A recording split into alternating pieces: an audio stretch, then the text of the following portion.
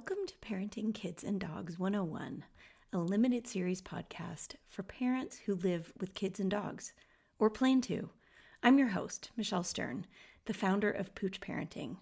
I'm not just a certified professional dog trainer and former teacher, I'm a mom too.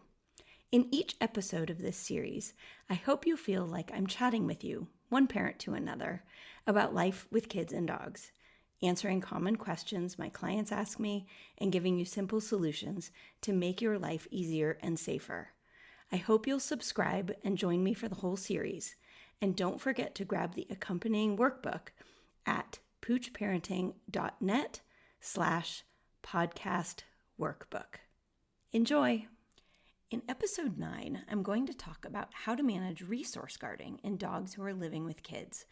But first, we should talk a little bit about what resource guarding is and if it's a normal behavior.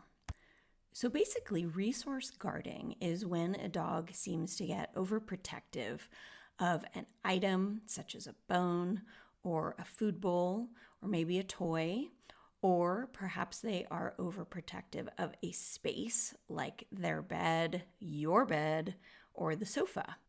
What it can look like is that the dog starts to growl or get nervous when you approach them in the space or when they have that particular item. With some dogs who are eating or having a bone, they start to chew more frantically so that they can consume the item because really they are afraid that you're going to take away that particular resource. If they're guarding a space, they may be afraid that you're going to ask them to leave that space. So for example, if you are sharing the bed with your partner and he gets up to pee in the middle of the night and the dog growls and, quote, doesn't let him back in the bed, unquote, that is an example of resource guarding. The dog is protecting that space and does not want to share it. Now, the interesting thing about resource guarding is that it is a totally normal behavior in dogs, even though it does feel a little bit scary when it happens, or sometimes a lot scary, if I'm being honest. I'd like to share a human-related example of resource guarding so that you could possibly relate a little bit more to how your dog is feeling. So I want you to imagine that you're out to breakfast with a friend and the waiter comes over and tries to take your plate before you're finished eating. You're going to get a little bit annoyed. So you're going to say, "Hey, I'm still eating. Please leave my plate here." And the waiter says, "Oh, I'm sorry." And they walk away. But then they come back and they put their hand on your plate again and try to take it again. If they repeat this multiple times, trying to take items that you're really interested in consuming, they try to take them away from you, you're going to get pretty irritated. And you might get frustrated. You might raise your voice. You might want to poke them with your fork or something dramatic, depending on the kind of day you've had. Now, this is really similar to your dog.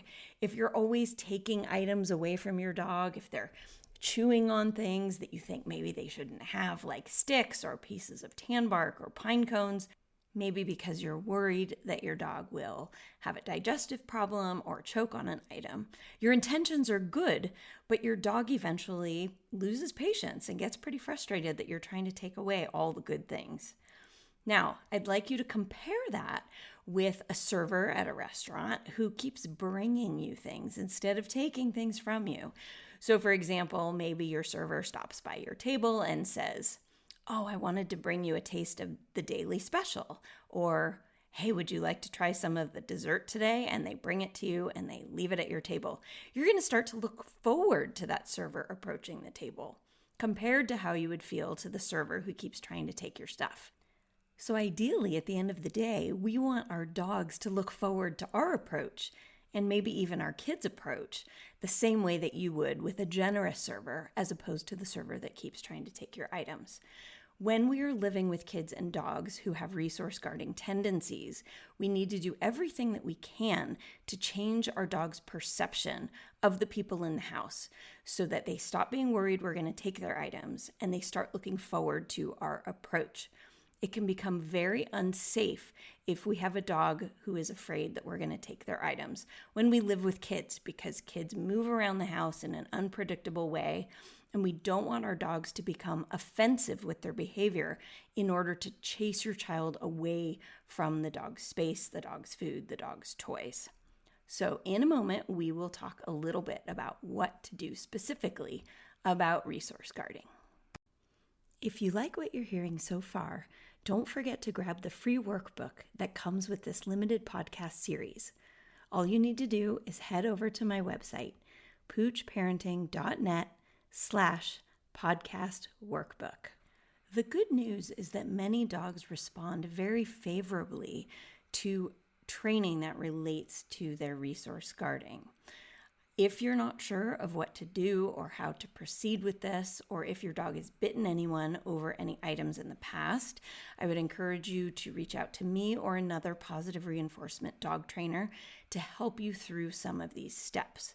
But generally, the prognosis can be quite good. But in the meantime, we have to make sure that the dog doesn't feel threatened that we're going to take their items. What that means is we need to use more management, just like we've talked about in previous episodes here, to keep our dogs feeling safe and that our kids cannot approach them when they're eating meals or chewing a bone. Now, if your dog resource guards space and they grumble or growl or snarl if somebody approaches them while they're on their bed or on the sofa or a common space that other family members use, then we need to shift where the dog is allowed to be at any given time. So for example, if it's family movie night, then the dog cannot be allowed on the couch if they demonstrate that behavior, because we want your kids to be able to get up, get a snack, go potty, and then come back without anything dangerous from happening. So maybe what we do during those kinds of circumstances is the dog gets to be behind a baby gate during family movie night or in a pen, for example. When it comes to meals or chewies or other special treats, then I would encourage you to put your dog in a separate space for those items so that your child cannot approach. One of the first clients I ever had as a dog and child specialist was a family whose dog bit their toddler when the babysitter was there.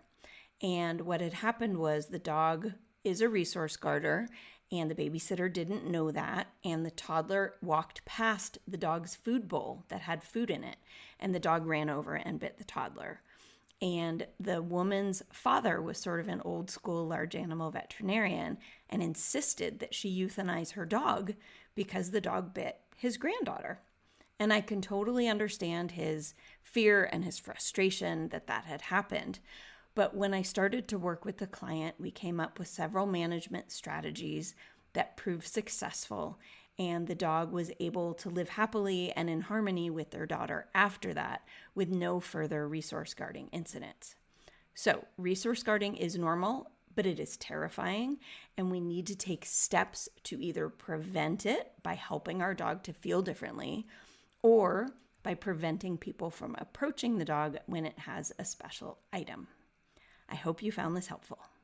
It's only natural for questions about our kids and dogs to arise from time to time, especially as our babies grow up and our dogs mature. And if I'm being honest, it's not really worth asking for free advice from friends or even online, because you can't rely on the accuracy of the feedback you're getting. If you'd like to learn more about the Pooch Parenting Society, where I offer practical life and science-based tips and strategies, ongoing support, and a safe place to share, head on over to safekidsandogs.com.